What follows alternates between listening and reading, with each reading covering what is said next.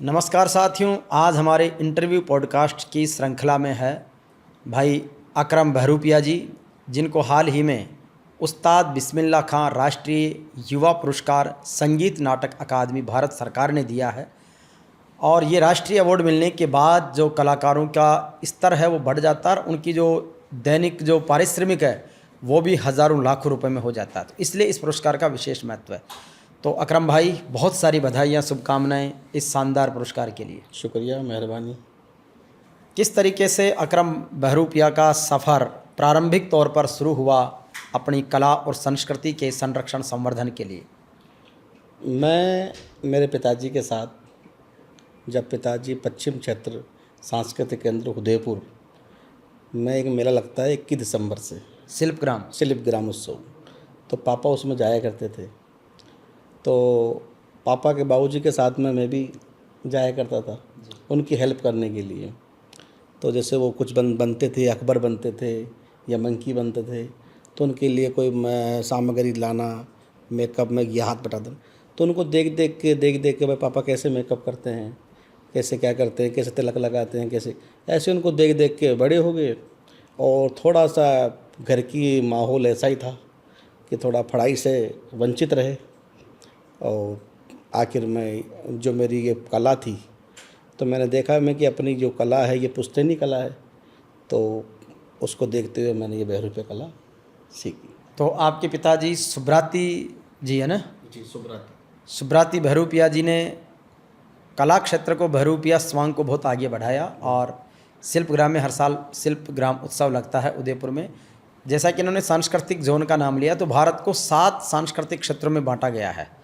तो ये उदयपुर एक जोन है जिसमें 3-4 राज्य आते हैं। ऐसे ही इलाहाबाद जोन है। ऐसे 7 जोन इन्होंने बना रखे हैं जिसमें अलग अलग भारत सरकार के कार्यक्रमों में जाते हैं। पिताजी सुब्राती बहरूपिया जी का एक बहुत बड़ा योगदान है। बहुत पहले वो मिले भी थे, आए भी थे।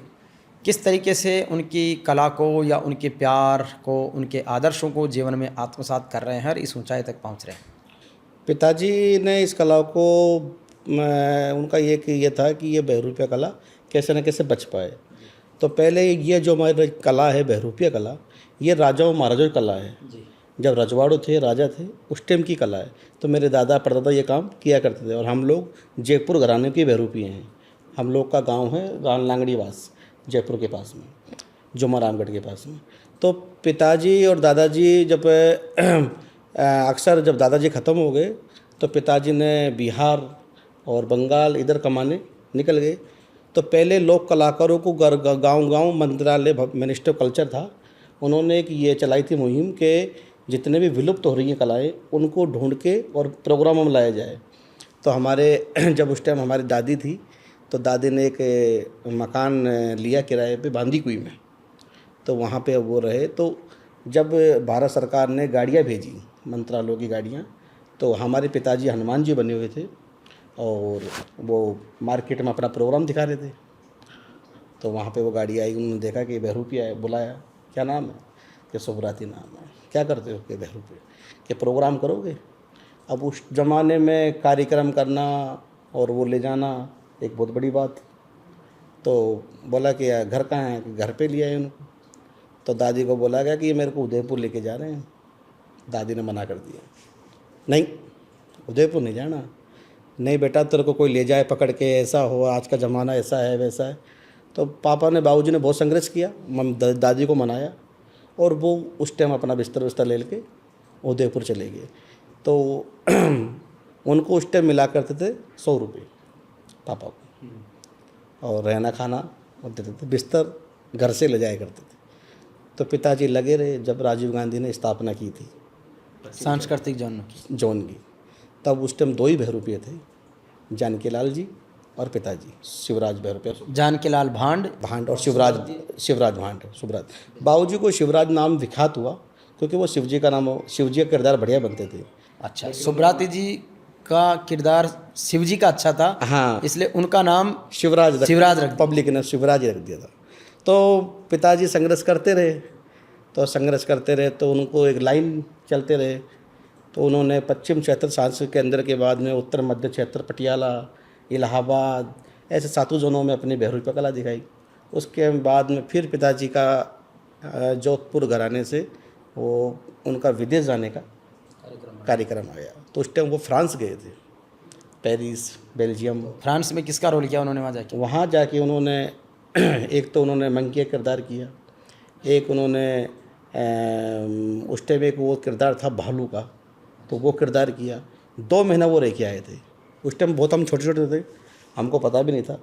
तो पिताजी कमाने वाले थे, हम 6 भाई, परिवार पूरा खाने वाला। तो उन्होंने बहुत संघर्ष किया इस कला 6 भाइयों का परिवार आप? 6 भाई हम, और फिर इतना बड़ा परिवार खाना वाले। तो पिताजी ने ये चाहा कि भाई ये किस प्रकार मेरी कला बच पाए।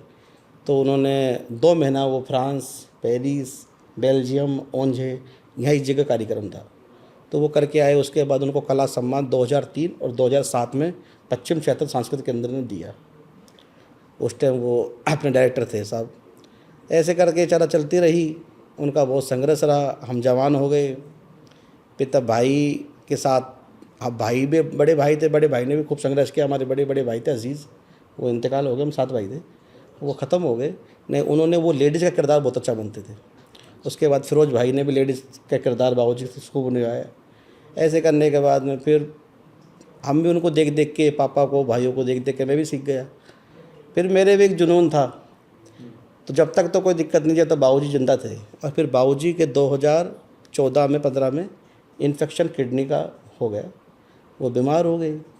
जितने भी संपत्ति पूरी बहुत कमाई थी वो कर्जे में डूब गई, मामला बहुत बेकार हो गया। 19 में पापा ख़त्म हो गए लॉकडाउन के समय। तो स्थिति बहुत नाजुक हो गई, घर भी बिकने को आ गया।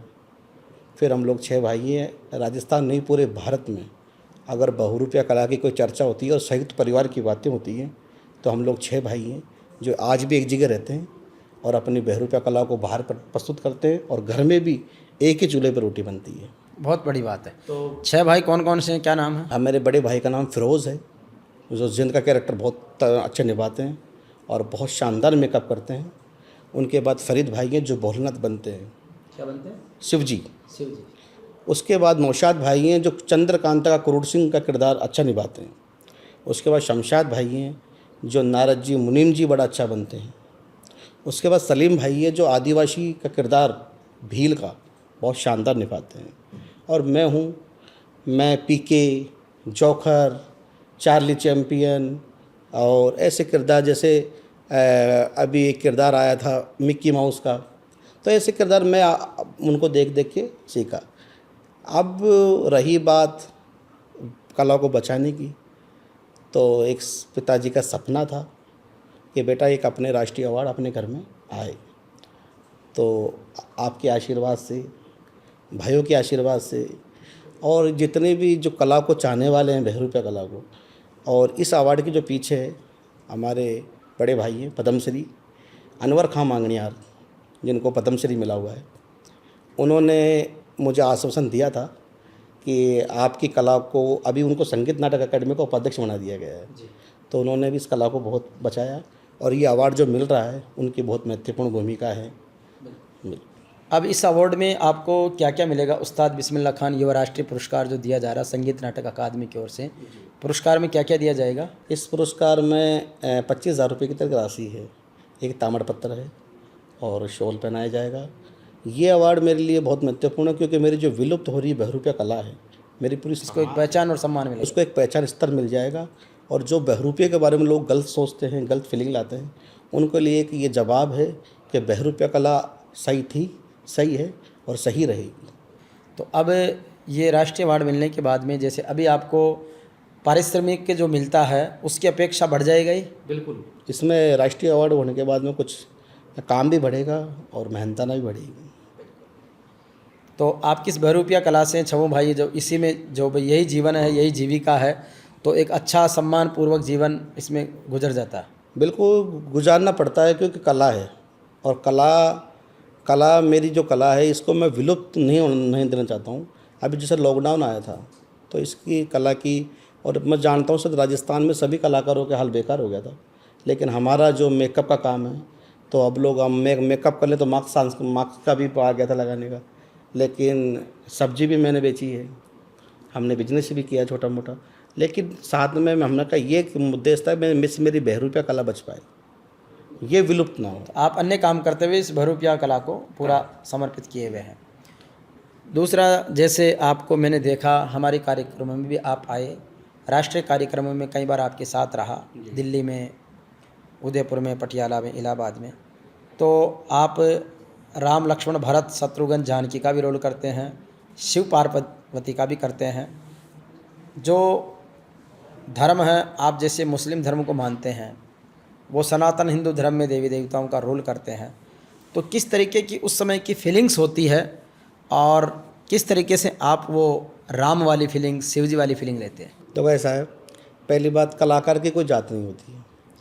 अगर जो आर्टिस्ट है खानदानी, उसकी कोई जात नहीं है। कोई भजन का लगा लीजिए या कैसा भी लगा लीजिए, तो वो अगर वो मुस्लिम है तो वो भजन भी गाएगा। और मैं मुस्लिम हूँ और मैं किरदार बनता हूँ। और रही बात जब बनने के बाद में, अगर जब मैं किरदार बन जाता हूँ तो फिर मैं अपने आप को स्वयं कृष्ण जी मानता हूँ। वो फीलिंग आ जाती है ऑटोमेटिक, ये ऊपर वाले की देन है। तो फिर हम लोग सब, ये एक कला है। और जब इस किरदार को निभाने के बाद में हम उसको पूर्ण रूप से सही तरीके से निभाते हैं और हम सामने वाले को रिप्रेजेंट करते हैं कि हाँ, मैं कृष्ण जी बना हुआ हूँ। इसमें ना तो हमको जातिवाद है, क्योंकि हम कलाकार हैं।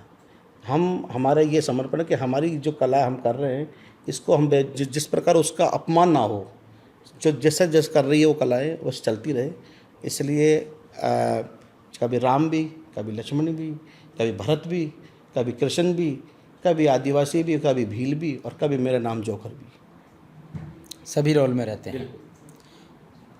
जब लोगों को पता लगता है कि ये राम का, कृष्ण का, शिव का रोल निभा रहे हैं, मुस्लिम है, तो कभी किसी धार्मिक व्यक्ति ने आपको कभी कोई ऐसा शिकवा शिकायत की कि आप इस तरीके का रोल कैसे कर रहे हो? ऐसा कोई सामना करना पड़ा? नहीं, उन्होंने यही कहा है कि आप लोग अनेकता में एकता का संकेत दे रहे हैं और बहुत अच्छी बात है। हिंदुस्तान में बहुत कम लोग हैं। जी, अपनी भरूपिया कला को दिखाने का प्रदर्शन किन किन बड़े लोगों के साथ आपको मिला? मैंने आप माननीय प्रधानमंत्री जी, मोदी जी, वो अयोध्या दीपोत्सव होता है, उसमें आए थे, तो उनके सामने दो बार मैंने कार्यक्रम किया। उसमें क्या बने थे आप? उसमें राम का दरबार था पूरा, मेरा पूरी टीम थी 15 लोगों की।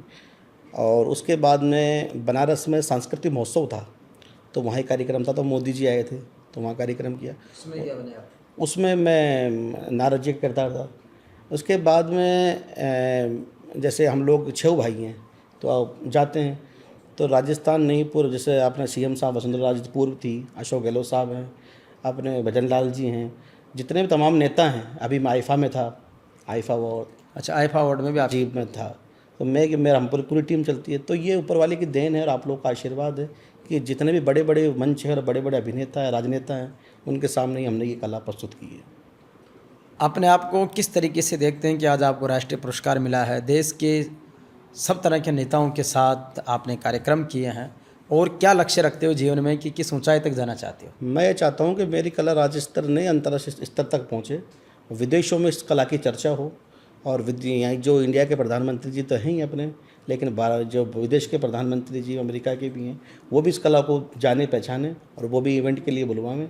और ये कला देश और विदेश तक तो पहुंच रही है, लेकिन ऐसे स्तर तक पहुंचे कि इसकी एक अलग पहचान बन जाए कि हाँ, जैसे कालबेलिया नृत्य है तो पूरा विश्व जानता है, गुलाबो जी ने नाम किया, ऐसे इस कला को स्तर मिले। बिल्कुल, तो बहुत सारी बधाई आपको, और जेवीपी मीडिया ग्रुप में आपके ऐसे कला संस्कृति के संरक्षण के कार्यक्रमों को हम लगातार आगे बढ़ाते रहेंगे। और भी कुछ आप कहना चाहें तो स्वागत है। बस मैं तो यह कहना चाहूँगा आपके जेवीपी मीडिया ग्रुप से, जो हमारे भाई साहब हैं आदरणीय, इन्होंने इस कला को बहुत ही सहयोग दिया है और बहरूपिया कला को बचाने में। लेकिन आज भाई साहब ने मुझे यहाँ बुलवाया है, मैं इनका बहुत बहुत आभारी हूँ, जिन्होंने इस कला की कदर समझी है और इसके माध्यम से ये कला देश और विदेश तक पहुँचे और इस कला को एक अच्छा प्लेटफॉर्म मिले, एक रोज़गार मिले, और मुझे और मेरी समाज को एक अच्छा एक स्तर ऐसा मिल जाए जो डेली वेज का रोज़गार हो। इसमें थोड़ा डेली वेज का रोज़गार नहीं मिलता है, जैसे मतलब 4 महीना 5 महीना प्रोग्राम चलते हैं, बाकी 5-6 महीने घर बैठते हैं। तो एक डेली वेज का भारत सरकार, राजस्थान सरकार इस कला के जो गुरु परंपरा शिक्षा है, जैसे कुछ और योजनाएं बहुत सारी हैं, ऐसी योजनाएं बनाई, जैसे कठपुतली कॉलोनी भी इनको दे देते हैं, और भी कॉलोनियाँ हैं, ऐसे बहरूपिया कॉलोनी नहीं है। जैसे कई कई बहरूपिये हैं जिनके घर नहीं है, मकान नहीं है, तो उनको वो आवास मिल जाए। तो ऐसे कुछ योजना हो तो हम सीएम साहब से यही आग्रह करेंगे कि बहरूपिया कला के लिए और कलाकारों के लिए कुछ सोचें। बिल्कुल, बहुत सारी बातें आपने कही है। और हमारे 2017 में जब 24, 25, 26 मार्च को सुरसुरा की धरती पर श्री वीर तेजाजी राष्ट्रीय लोक कला संस्था, बिल्कुल, आपने पहले बुलाया था। आपने बहुत शानदार प्रस्तुतियाँ दी। हमारे लोकदेव श्री लाला बाबा धाम केवाड़ा मेले में भी आप 1-2 बार आए। आगे भी आपको बुलाते रहेंगे। हमारा आपके प्रति पूरा स्नेह, सम्मान और सहयोग रहेगा। बहुत सारी बधाइयाँ, शुभकामनाएँ। थैंक यू, धन्यवाद। जय हिंद, जय भारत।